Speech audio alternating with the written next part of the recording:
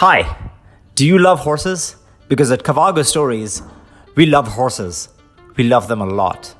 We'll be talking to notable and amazing equestrian personalities from around the world. Our podcast, Cavago Stories, is on Spotify, Google Podcast, Apple Podcasts, and YouTube.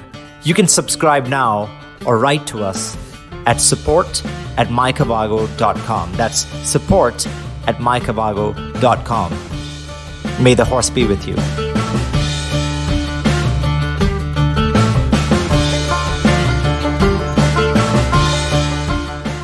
Hi, I'm Tauseef. I'm the founder and CEO of Kavago, and I'm delighted to be here. Kavago is a platform for the horse world, by the horse world. It's for people who love horses, no matter what part of the world you're in.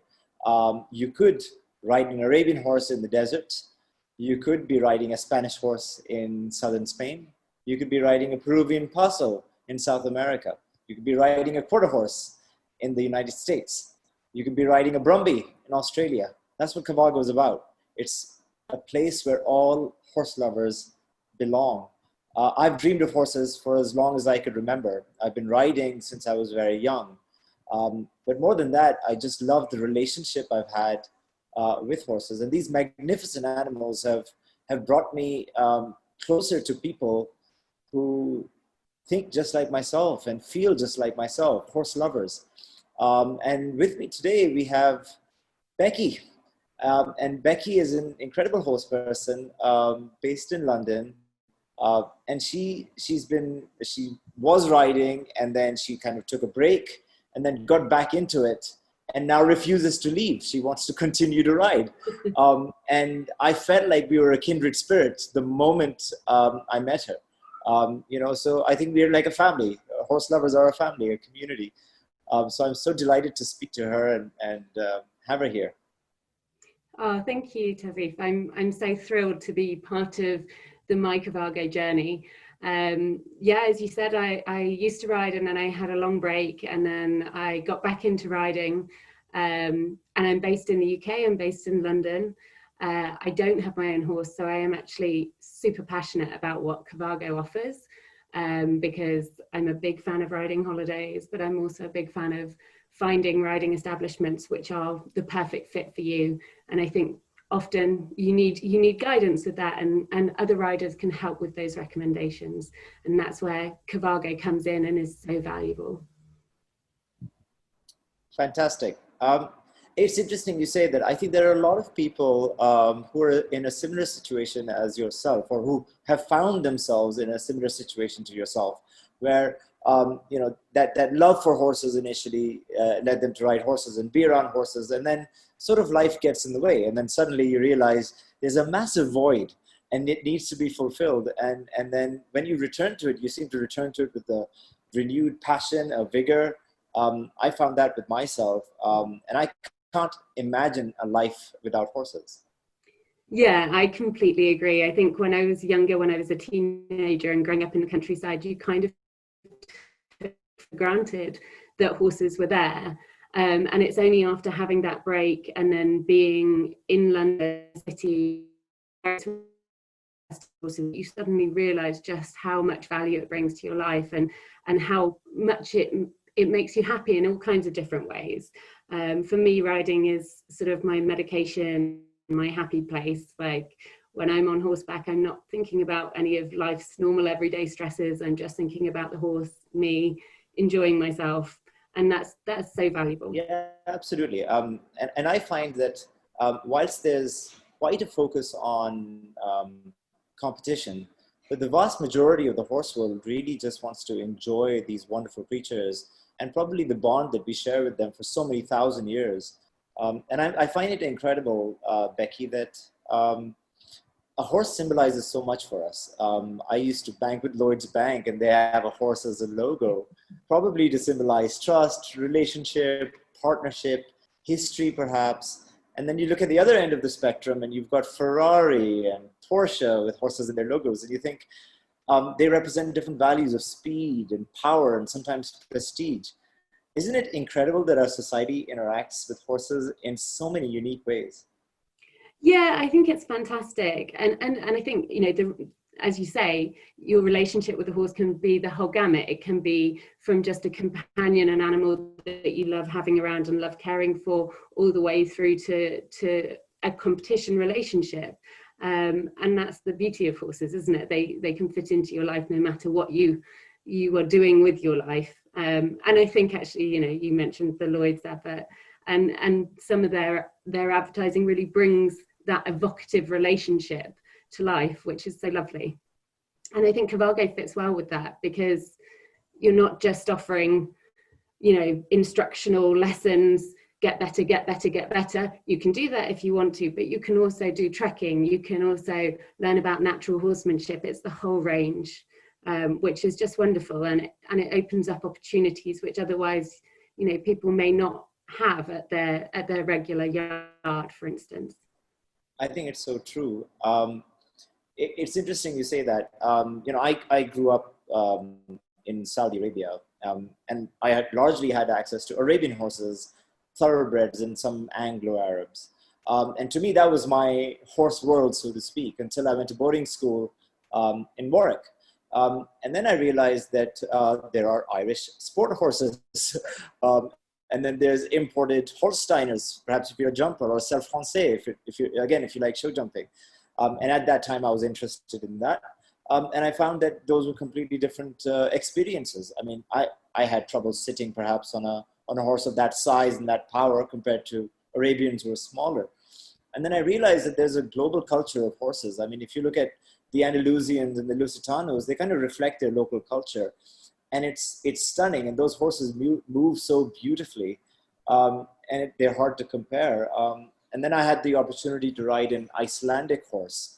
And they do their tolt. And I thought, wow, that's totally different.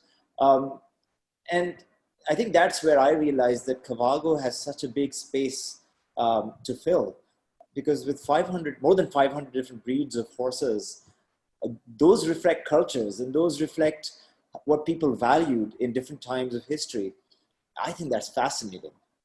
Yeah, absolutely. And as you say, you know, the different things and the history of that relationship and how it's grown up, and you know, how dressage came from war horses, and those kind of things I find absolutely amazing. Yeah, I still have that book from Xenophon, who is often seen as the founder of dressage, if you will, or modern dressage, only because I think he could write a book. Yeah. At the time. Because did you know that his other book that he wrote was about a shoe factory? So he was a management scientist and a horse person. I can identify with him. Didn't know that. So, I mean, one of the things that I found really brilliant about Cavago is that it gives you the opportunity to find centres which you might not otherwise have come across in your everyday life. And for me, that was super important when I started back riding. I was looking to try and find a riding centre which worked for me, and actually searching on the internet or searching through word of mouth is great, but how can Cavago's technology help riders in that sort of situation find centres which are good for them? So Becky, that's interesting you say that. I'd love to tell you a story in a similar light. I was at this five-star resort just outside of Dubai. And this particular resort is famous for being in the middle of a desert and a nature reserve. And they rehabilitate the Arabian oryx, which is an endangered species. And they're famous for these massive red sand dunes.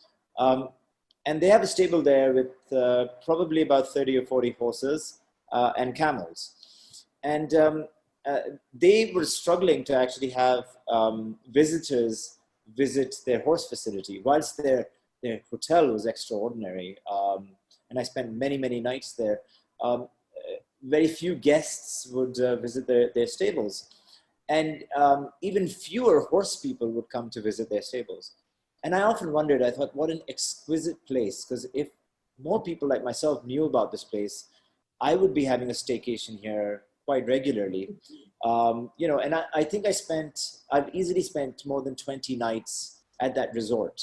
And I got to know all of their horses by name, which was really interesting. And I thought, I wish I could share this with the rest of the world. And in a similar way, I learned horsemanship on a very small farm just outside of Worcester. And it was a place where I learned very high level horsemanship. Imagine riding a Lipizzaner, a Lusitano, a Cob, an Arabian horse. They were all there, spread over 45 acres of beautiful landscape. And again, nobody knew about it. So if nobody shines the torchlight on these absolutely wonderful places, for people like you and I, who absolutely love horses, would thoroughly take in that experience. And I often wondered, I wonder if somebody wrote a blog similar to yourself. I would love to follow up with these places. And I think in many ways, your blog, Back in the Saddle, really excites me, because that's where the inception of the idea of Kavago came about. And then I began to say, well, how can I put a technology hat on it? And how can we make it easier for consumers? And of course, it coincided with other inspirations, such as an Airbnb and a booking.com or Mr. and Mrs. Smith, all wonderful online solutions towards accessibility and ensuring that the right information was at your fingertips. That's really what inspired me. And so I really look at your work with admiration, and I see it as it fits so closely with what Kavago's dream is. And I want people to be able to experience horses not only in their neighborhood, but also far-flung places that perhaps they would never have dreamed to visit unless it was for horses. And so I really appreciate not only what you do and how you represent it, but I also appreciate that I think we're solving something that is so relevant and so distinctive for an audience that we have a heart-to-heart connection with. Yeah. You know, it's interesting. That's so lovely to hear, and I think, you know, I really love the fact that the passion which drives Kavago is similar to what I felt and what sort of drove me to start my blog, which is helping people find their happy place with horses, and many different happy places, you know, whether it's in where they're living or whether it's further afield. Yeah, and having technology there to drive that makes it even better. I think on the technology front, I think that we've been very fortunate, having learned from some very large, very successful tech companies, such as an Airbnb or a booking.com. We were able to replicate a lot of that technology in Kavago. And in many ways that allowed us to have the confidence that we're offering something that will be seamless and easy to use. Because that concept has already been created, right? The Airbnb concept has already been established. It's taking that and orienting it towards an audience that absolutely loves horses. But of course, it needs to be made relevant. And so we had to start from scratch, because we were not only offering, say, accommodation, which is fairly traditional, but also what kind of activities can you do with horses, and how can you combine that, be it as a package or be it modular. And so there were some really interesting challenges to solve. And I'm proud to say that we've solved the majority of those problems, where I think it's going to be a tremendous benefit to horse lovers of every age, every category. I'm so excited about the future. Absolutely. And I really love the fact that actually the Kavago app, it takes a lot of the legwork out of booking your riding experiences, because if you think about it, traditionally how you might book riding is you'd have to phone, make sure, you know, wait and catch somebody when they were in the office, whereas now you can book all of your experiences through the app directly. Yeah, it's interesting you say that, and we've seen some very interesting consumer behavior on the app. It's early days, but we've seen someone who's woken up at about 4:30 in the morning to make it for a 6 a.m. ride, and they've booked that ride at 4:30 in the morning. It's so interesting to see, and that voucher has been received by the host, and the host knows this person is coming. So you have that last minute behavior, and then we've seen behavior where somebody's booked an experience a month in advance. So they're obviously much more organized. And it's cool to see the length and breadth of this activity and how consumers or horse lovers, I must say, are engaging with the platform. The other thing is that I remember being in the office, and perhaps in my previous role, I remember being in the office and I was guilty of kind of scrolling through Instagram looking at horse pictures. And I'd almost be transported to a different part of the world because of this Instagram scrolling behavior. And I think it's fantastic. And I realized that we need to have that element in there, in the app, that is. And I can now imagine, and with so many hosts registering on Cavago, I think we've got more than 30 different countries represented on the platform. And they're from all around the world. I mean, places that I've never visited. The Dominican Republic, Brazil, of course. There's another one from Turkey, obviously many countries in the Middle East. And I wanted to replicate that sort of daydreaming, wanderlust approach. And so there is that explore button on the app. And I can imagine many other folks probably sitting in their office who love horses, scrolling away on their phone, very much like I did. I'm curious to see how that behavior plays out. Yeah, absolutely. I mean, what better place to go to for inspiration for your next ride? You got it. Or managing a very boring meeting. Yeah. I think we talked about it on a previous call. There's two features on the app that are actually quite relevant and related to a blogging perspective as well. One is that we have a wish list, so you can literally a specific ride you can click the heart icon, and that gets saved as one of your wish lists. And the other one is that if there's a particular host that really excites you, you can actually share it on the app. So you can share it to a friend, and so imagine you have a friend, you say, you know what, that beach ride looks amazing, check it out.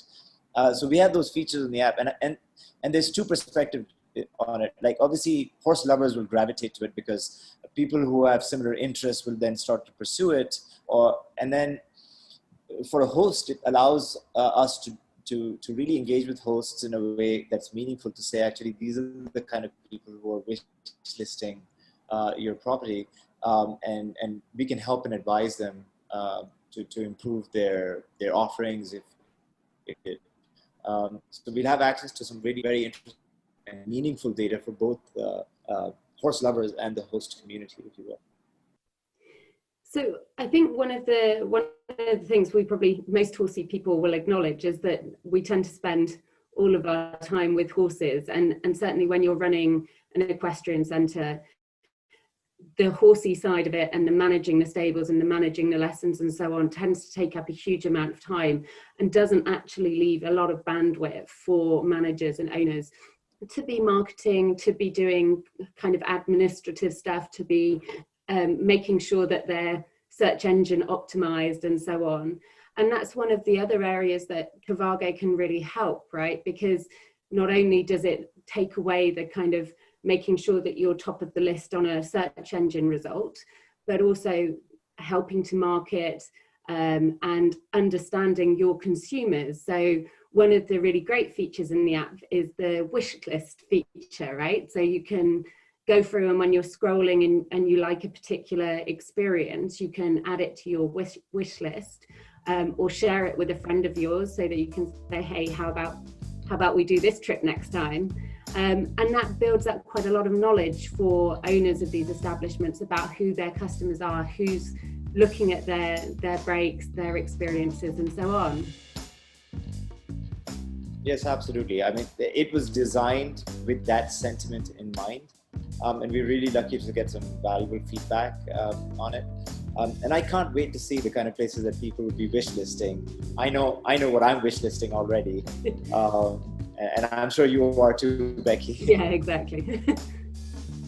You can subscribe now on Spotify, Google Podcasts, Apple Podcasts, and YouTube. Or you can write to us at support@mykavago.com. That's support@mykavago.com. Thank you for listening in. We can't wait to hear from you. May the horse be with you.